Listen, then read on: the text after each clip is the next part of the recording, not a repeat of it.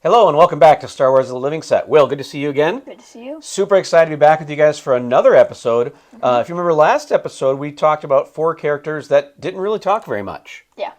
This time we've got at least 2 characters, well, at least actually 1 character that talks. The other ones, not as much. So there's kind of this block of characters that for some reason just don't have dialogue. Yeah. That's okay though. So again, hopefully you guys are enjoying our show. If you like Star Wars, if you like Star Wars: The Living Set, we spend each episode talking about the characters, talking about the cards, talking about the artwork, and that's what we're going to do today. So we're going to go back to card number 153 is where we are at this point. Yep. I think they're called the Vulptex. Vulptex, I think. They're from The Last Jedi. So Will, tell us about the Vulptex. So before we get into too much stuff, we're going to do stats quick so we don't forget later. They made 1,142, 38 have been grid by PSA, 9 12s, and 26 10s. Okay. So basically, the Vulptex are basically the kind of almost like fox-looking things that are on the planet Crate. So that's in at the The end Last of Jedi. that's at the end of the movie, like In the end of the movie, yes. yeah, and they're like these little crystal dog fox looking things, right? Yes. Okay, got it. Those are what those are. Okay. And apparently they are a non-sentient species of Omnivorous, omnivorous and gregarious gregarious. Go with that. That's fine. Gregarious. Gregarious. Yep. canines. Yep. I think. Yep. From the Middle World Crate, as I mentioned. I wrote that down because that was kind of how it was described on the Wikipedia, and I thought that was just a fun way to describe them. Was all. Yeah. Yep. Like I said earlier, they almost kind of look like foxes, and they actually have the crystal like bristles or like their fur to discourage predators from trying to eat them. Yeah, I think in the movie they call them. They said follow those crystal critters. I think is what. Yeah. I think Poe might even say that. So. I think it's Poe or 3PO. Got it. Them. Okay. Something like that. Okay.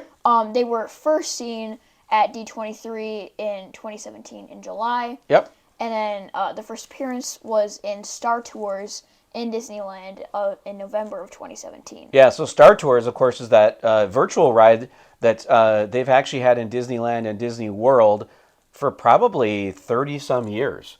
It's very interesting. I remember riding that when I was probably a teenager, I think is how old I was, and that was kind of the first like virtual 3D-ish type ride for Star Wars, which they still have. They still have Star Tours. Yeah, they do. Yep. Okay. And then they were all CGI.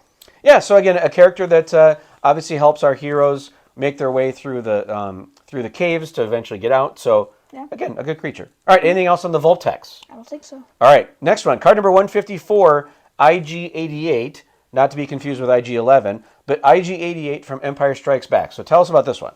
Going to stats quick, they made 1,298, 49 have been graded by PSA, 10 9s, and 39 10s. Yep.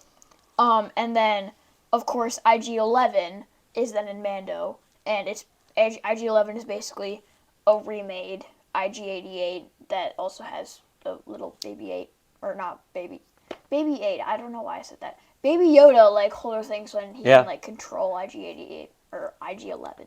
Yeah, it's really interesting. So you think of IG-88 from Empire Strikes Back. Again, the very famous scene on the Star Destroyer when Darth Vader brings in all of these bounty hunters because they're trying to hunt down the Millennium Falcon. Yep. Again, another character that had no lines, basically stood there for, I don't know what, 15-ish seconds maybe? 20 maybe. Maybe 20 seconds, but became very popular because here's this thing that we had never seen before. Here's these cool bounty hunters. So whether it was that one or whether all the other bounty hunters were there, yeah. Became really popular for kind of just standing there for a couple seconds. Mm-hmm. Okay, so tell us more. IG-88 was primarily built from aircraft scrap, yep. or just like other like ship parts that random stuff that was laying around ILM, I think. Yeah. Yeah. Yep. And then his head was actually a Rolls Royce. What is that? I think it says Derwent jet engine burner can. That. I don't even know what that is, but apparently that's what his head was. And then those same things can actually be seen behind the bar in Mos Eisley. So there's different kind of cans that are also there. Again, I'm guessing this is, again, 1970s, early 80s stuff just laying around ILM. They said, let's try that. Yeah, that looks Star Wars. That looks Star Wars. Yeah, or something. Absolutely. Yeah. And then, oh yeah, you already said that. And then the props master, Bill Hargreaves. Yep. And there's actually a couple of videos that we're going to link today down in the description. So there's a couple of them talking about how they made IG-88, and there's actually a great interview with Bill Hargreaves as well talking about it. It's actually pretty darn cool. Yep. And then, oh yes, IG-88 was actually also seen in the scene with the conveyor belt, I think, and also Empire Strikes Back. Yeah, so if you remember when Chewbacca goes to look for 3PO, Yep. and he's all falling apart, and Chewbacca's fighting with the Ugnaughts He's like to trying get... to grab all the pieces. Yeah, there's actually the IG-88's kind of used as a prop in the background there. Yep. Yeah. Yep. And then, like is that the design? So IG-88, Oh, the yeah. character, The character was Yep. created by Halloween Labs, Halloween Labs after the Clone Wars. After the Clone Wars, Yep. yes. And then apparently IG-88 is actually IG-88B because they probably made many. I think it said they made 4 or 5 of them. 4 or 5. Yep. But we just know him as IG-88. Yep. And then he allegedly turned on his creators and killed them all. Kind of backstory stuff. And then he also helped with Hondo to try and hunt down Kira. Yeah, so there's a ton of backstory, of course, which is kind of made up backstory / canon for IG-88. So if you're interested in learning more about IG-88 and kind of his bounty hunter times, check out Wikipedia. There's a ton of stuff on there for IG-88. So again, another character that had screen time for 20 seconds, Maybe. had no lines, No lines. no additional story ever in a movie, yet became this very, very popular character. Then, of course, was recreated in Mando as IG-11, which we'll talk about a couple hundred cards down the line. Yeah. All right, anything else on IG-88? I don't think so. All right, card number 155, Stass, Allie, I'm not sure how to pronounce, from Attack of the Clones. We're going to go into some stats real quick. They made 1,192, 34 have been graded by PSA, only 3 9s and 31 10s. It's a lot of So 10s. apparently people took care of this card to get that many 10s. So the actor is Nina Fallon. Very interestingly, so Nina's actually been in 29 different shows or movies. However, this is the only time she's actually been on screen. She actually does a lot of visual effects supervisor work. But for some reason, she ended up on screen for this one, Nice. which I thought was very interesting. Yeah. Now, of course, the character, Stass is actually a Thelonian female who was on the Jedi Council on Attack of the Clones. Yep. She was killed on the speeder bike in Order 66. Spoiler alert. Yep.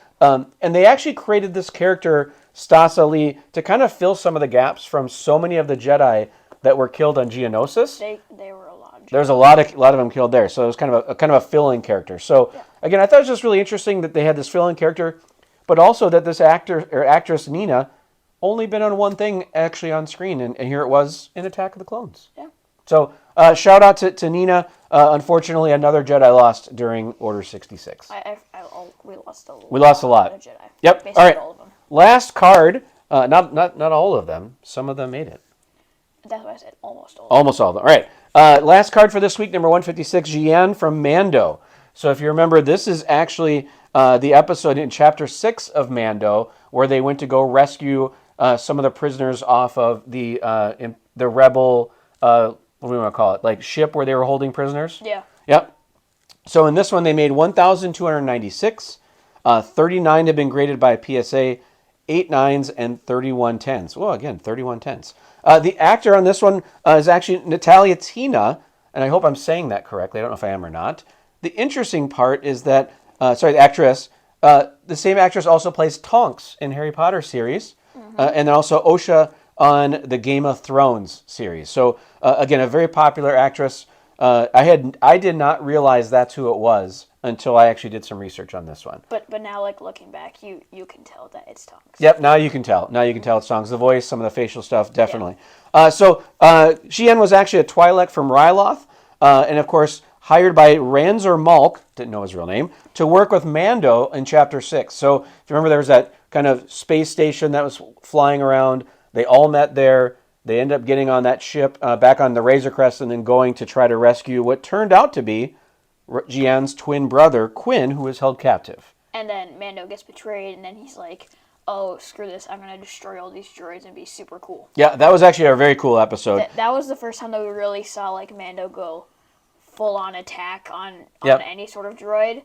And it's still one of my favorite Mando episodes. Yeah, that one is really, really good. I'm a big fan of that one. Now, it's interesting at the end, so Jian actually gets locked in a cell, but we don't really ever know what happens. Like, I don't think we ever hear again from Jian at this point. I mean, Miggs Mayfield was also in there. Yep. And then he is then obviously doing like some rebel prisoner work or whatever. Yeah. On like a scrap planet. Yeah. So I'm guessing that the rest of the prisoners had something like that. I don't know for sure. Who knows? We're not sure where Jian is. If anyone's seen Jian, leave us a note. Leave us a comment. Otherwise, all right. Favorite card for this week? IG-88. You're going IG-88. All right. I'm actually gonna go Jian because I think I just like it's really really cool. Even though there's a horizontal You're card. not going horizontal? I'm not. I think the artwork on Jian is actually really really good on this one. That's what I'm doing. So you went IG-88. I went Jian this time. All right. Anything else for the week? I'm just very surprised you didn't choose the horizontal. I like the horizontals, but I think the Jian work was great. Chris Penix did a great job on that one. So, He did. all right. Thank you guys again for joining us. Shout out to Chris Penix for doing an amazing job on the artwork. We're going to try and get this one posted. If we get it up in time, you only have a couple days left to pick up the last 2 cards in the set, card number 499 and 500.